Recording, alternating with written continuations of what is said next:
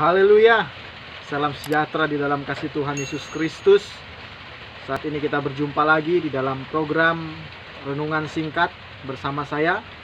Dan hari ini kita mau bersama-sama lagi merenungkan kebenaran firman Tuhan.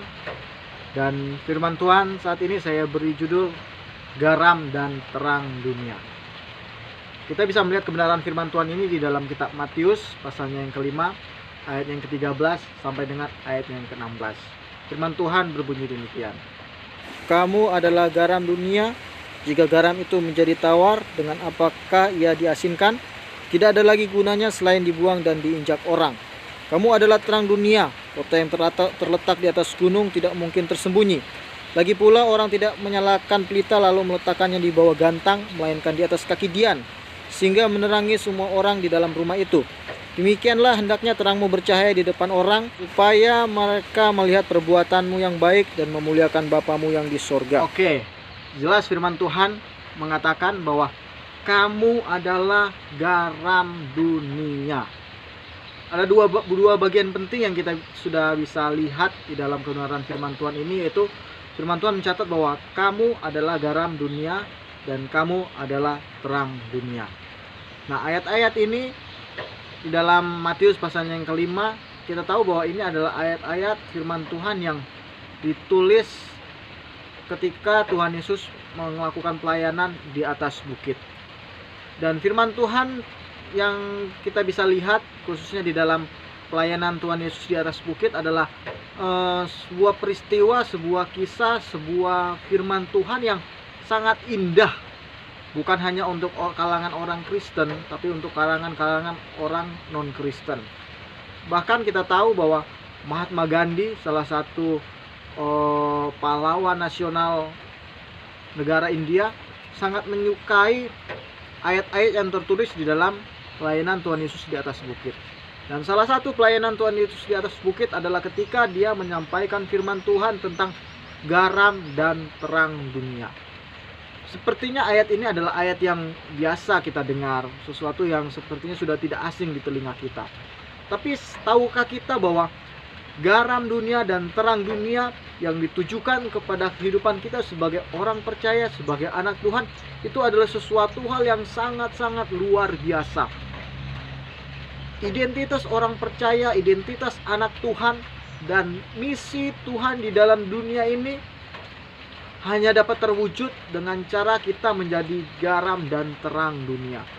Firman Tuhan di dalam ayat yang ke-13 dikatakan bahwa kamu adalah garam dunia. Jika garam itu sudah menjadi tawar, dengan apakah akan diasinkan? Kita tahu bahwa garam ini adalah sesuatu hal yang sebuah bahan yang tidak susah untuk kita temukan. Bahkan kalau di keseharian kita, garam ini sepertinya sesuatu yang murah. Tapi kita harus pahami bahwa walaupun garam ini adalah sesuatu yang murah, tapi garam ini adalah sesuatu yang sangat penting di dalam kehidupan manusia. Entah itu di dalam bumbu dapur, penyedap makanan. Makanan ketika tidak diberi garam akan menjadi sesuatu yang hambar, tidak enak dimakan. Orang suka makan kalau ada garamnya. Untuk dunia kesehatan juga garam digunakan. Untuk zaman dulu, untuk mengawetkan sebuah makanan supaya makanan dapat bertahan dengan waktu yang cukup lama, mereka gunakan garam. Nah, garam ini adalah sebuah hal yang penting. Dan Tuhan Yesus menggambarkan kehidupan kita orang percaya, anak-anak Tuhan, seperti garam dan terang. Garam adalah sesuatu yang mempengaruhi sebuah makanan, mempengaruhi sesuatu yang mereka simpan. Dan itu juga yang harus ada di dalam setiap kehidupan kita sebagai orang percaya, sebagai anak-anak Tuhan.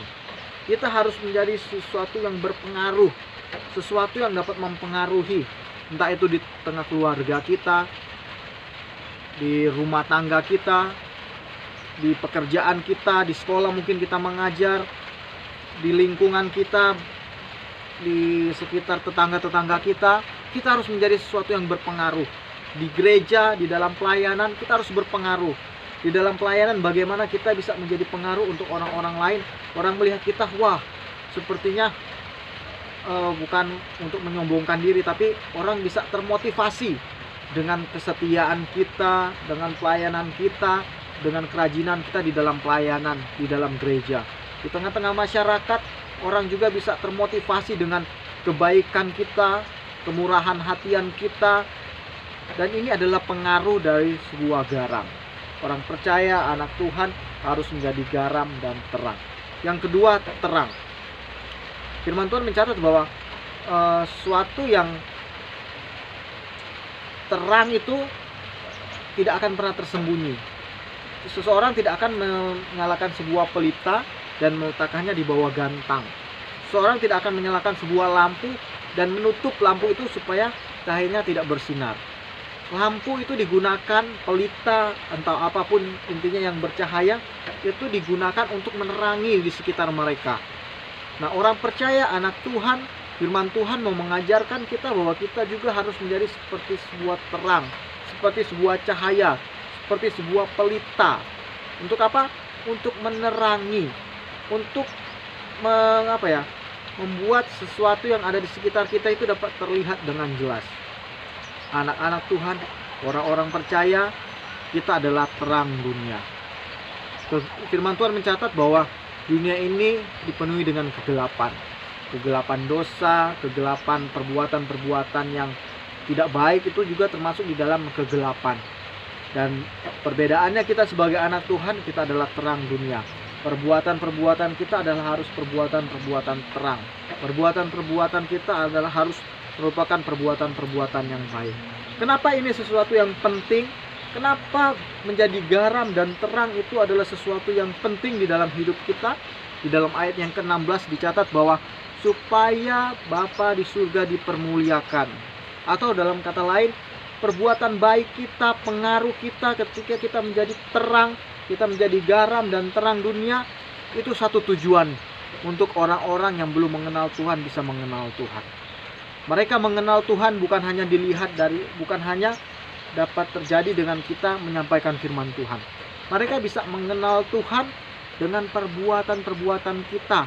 Ketika kita menjadi garam dunia, ketika kita menjadi terang dunia, ketika kita bisa memperlihatkan perbuatan-perbuatan baik kita, ketika kita menjadi berkat di tengah-tengah pekerjaan kita, ketika kita menjadi berkat di tengah-tengah masyarakat, ketika kita bisa menjadi pengaruh yang positif di tengah masyarakat. Jangan sampai katanya orang Kristen, katanya anak Tuhan, tapi di tengah-tengah masyarakat menjadi nilai negatif. Itu orang Kristen nggak suka bergaul, kerjaannya gosip, jelek-jelekin tetangga, sukanya berbohong atau apapun, segala sesuatu yang negatif. Itu yang harus kita singkirkan. Di dalam pelayanan jangan sampai dia pelayan Tuhan tapi kok mulutnya kayak gitu. Dia pelayan Tuhan tapi kok mudah tersinggung, mudah sakit hati, omongannya kasar dan yang lain-lainnya.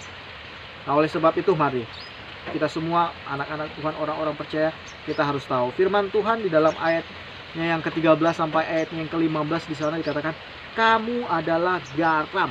Itu identitas kita. Siapa kita? Kita adalah garam dunia. Siapa kita? Kamu adalah terang dunia. Jadi kalau pertanyaan datang dalam kehidupan kita, siapa sih kita ini? Kita adalah garam dan terang dunia. Kita harus menjadi pengaruh yang baik. Kita harus menjadi terang di sekitar kita. Dan kita akan melihat dampak yang besar yang akan kita timbulkan.